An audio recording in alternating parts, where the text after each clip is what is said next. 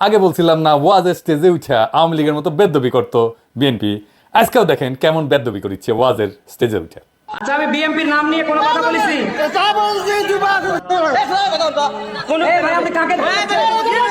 আমি কি বিএনপির নাম নিয়ে কথা বলেছি? আপনি কথা বলেন, বলেন বলেন কথা বলেন কথা বলেন, আপনি কথা বলেন। আপনার সাহস তো কম না।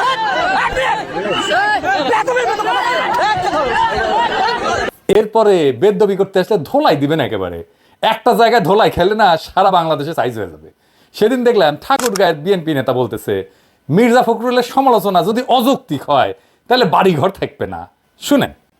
যৌক্তিক সমালোচনা করবেন, আমরা আপনাদেরকে বাহাবা দিব, ধন্যবাদ দিব। মিথ্যা সমালোচনা করবেন, আমরা আপনার প্রত্যেকটা মানুষের নৈতিক দায়িত্বের প্রতিবাদ করেন। কাউকে ছাড়ে দেওয়ার সময় নেই। তবে একটা জিনিস, মির্জা আলমগীরকে নিয়ে যে কথা তুলবে, আঙ্গুল তুলবে, বিশেষ করে এই অঞ্চলে ওর বাড়িঘর আমরা রাখবো। এই বেড়ার নাম মতিউর রহমান, ঠাকুরগাঁ সদর উপজেলার বিএনপি নেতা।